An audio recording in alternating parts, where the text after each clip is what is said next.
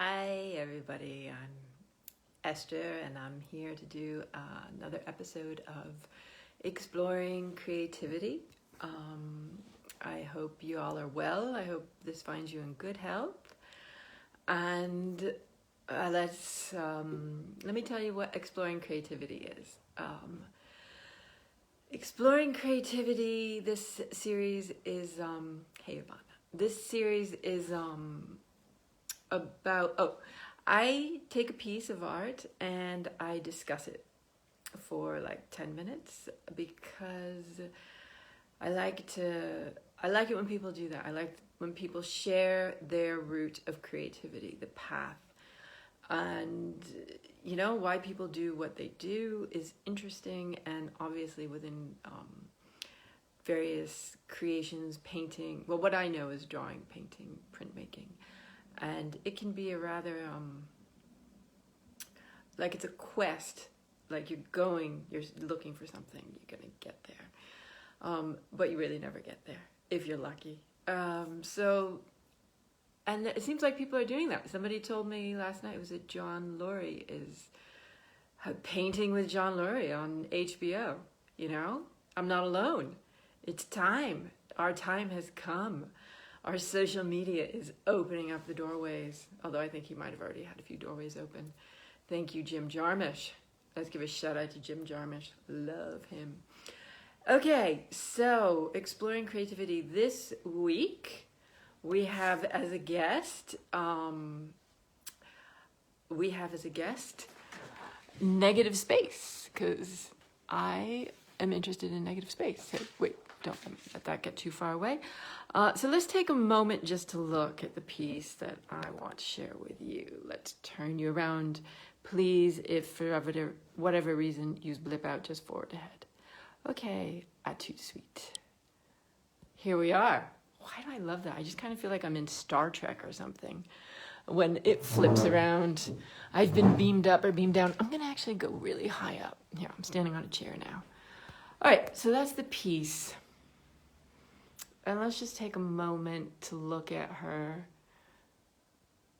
before I give away all the secrets. Pretty, pretty little Easter colors. We're going to go around. We're going to go a little bit closer. And I'm going to tell you again, I like to, okay, I'm going to fill up with words. You can be in your own silence thinking about these things, but do that in front of my website. Yeah, go on my website, check it out. Decide that you need art in your house, some of these pieces even. Anyway, let's look at this piece. Let's look at it. Okay, so we've got to, what's happening here? Because it's not just one piece. In some ways it's three pieces, which I will explain, because we've got here transparency. We've got transparency. Look at layers. We've got layers. I like layers. I like transparency. Woo! You see behind the door. See? Look at it. It gets crooked. It's lined up. It's straight. Do you see what I'm talking about? Metaphor? You know? That happens in your life. It's straight and then it's crooked. What does it look like when it's crooked? You know? Like, even though these are drawings, you can mess around. You can play with them. Look at, wait a minute. Let's do that. Let's do that. What's it look like then? Let's change it around. You know what? Let's just turn it upside down. And it's still, like, look at, it fits, it doesn't fit, it's right, it's not right. But it's still doing something.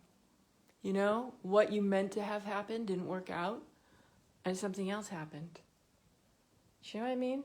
Is that the story of your life? It's certainly the story of my life. Sometimes it works out, it doesn't work out, but that's exactly how it was. So anyway, let's put this back the way it was. And let's let you tell you. So it's about, you know, when I'm touching it, you're touching it. So look at, okay, now this is the thing, because if you're looking at it, you look at right here, and you feel the diaphanousness coming through, okay? And the shapes, there's a little continental island whatever that word is for lots of islands in a string. Peloponnese. Woo! But then it's like when it presses down, see if it's under glass, it comes out much stronger. And then it's gone. And then it's here. So how do you even view this drawing? How do you properly view this drawing? I haven't actually decided. I made it a couple of years ago.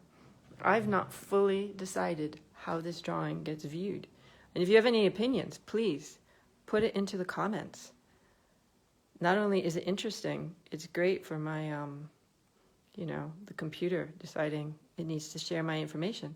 So if we look at this, there's also color choices that were made. Let's look at the color choices we've got. You can see this, it's on top. So this is a vellum.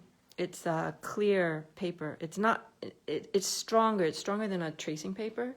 It's almost some kind of a plastic. I don't know. I think it's a vellum.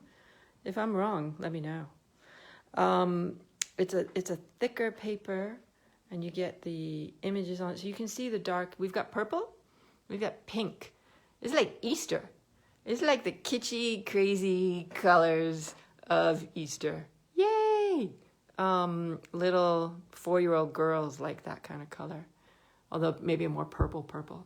And then we bring it over here, and we've got this weird red, like fresh blood, orangey, almost orangey red, holding it in. And the marks that are being made too. We've got very different types of marks happening.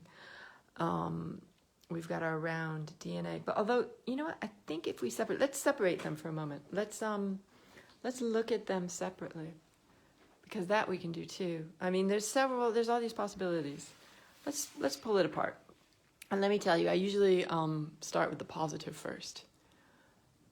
And so here we have thread, needle, yarn, discombobulation, total discombobulation. Have no idea why that would be coming out. Huh? Anyone? No. Oh, but it's so pretty to be discombobulated. But and then held in with this ink. So here we've got that classic little DNA. You know, there's rules to these. It's not just haphazardly, as they say, au hasard. There's rules. If you go in, it's actually all one line. I might have already told you that. All one line. See, look at, can't cross that. And it goes here and it goes in. You can see which ones are on the top and the other ones that go underneath. So it's just one, it's a yarn. It really is knit without like the same, like those knits over and over. It's just knots and mixed around, but there are definite rules. You cannot, I cannot, I make these rules up for myself. And then we want the pink to be over, we want the pink to be under, so they just tangle into each other. Tangling in, leaving a few loose ends, and these spaces, which that always interests me, that negative space, which is why I had to draw into being on the other one. But before we go over to look at the negative space, even though there's negative space here, we can look at this, which is another set of rules. It's funny because I've actually, this type of little crosshatch, I first started using it in like 1991, and it's got rules. That's a long time ago. And every so often it comes back up again. But it also has rules. Look at it. There we go. Wait a minute. Where's my finger? One line. You can never cross the lines. You see? It's always broken. Always broken. It just breaks through and becomes another one. It's tinier and tinier and tinier and tinier. Depends. You can have bigger volumes. And then you can go really little. Sometimes you get really, really, really little. And it makes it so that you have a bit of a movement. So this little yarn that's got stuck up in this web. There we go. And then, so the thing was that I was kind of working on them. It's not like I work on one and then I work on the other. They develop. So let's go over to La Negativa. This has a name, actually, the title. It means something about like some crazed demon goddess who is about helping or getting the souls of children or something. I don't know, it's something I came across. Probably inappropriate for everybody, including myself. Is there enough light? Here we go. Have we got light? So here we have the negative space, the vellum, all by herself. And frankly, sometimes I think I only make this so that I can have this. I think the negative space is, it's amazing. It's so awkward. Let's see. Here, wait a minute. I wrote down right beforehand. Let's look a little closer at some of this negative space. Look at what you can have in the negative space. Look at those things that happen. It's kind of awkward. And let me think a little bit. Like, what is negative space? Look at that. I don't know why I cannot do this without this. So these things are even, look at that. They're the parts that go with that other cross-hatching element. You see? Is it just me? I just think negative. It's like, it's that awkwardness that you can't make. And here, it's the silence in a conversation. It's charged with energy. It's like in music, you have the pause that you bring up, boom, afterward. Or in theater, when there's a conversation, you keep that. It's the pregnant pause, they call it. Or poetry, it has to stop. It's that time you're waiting for the phone call. You know, is he going to call? It's the beginning of a relationship where it's like, you know, wait, I have to wait. You know, he's going to think I'm too into it, or she's going to think I'm too into it, too into her. You got to wait. It's in the silence that you end up like that, completely and utterly entangled.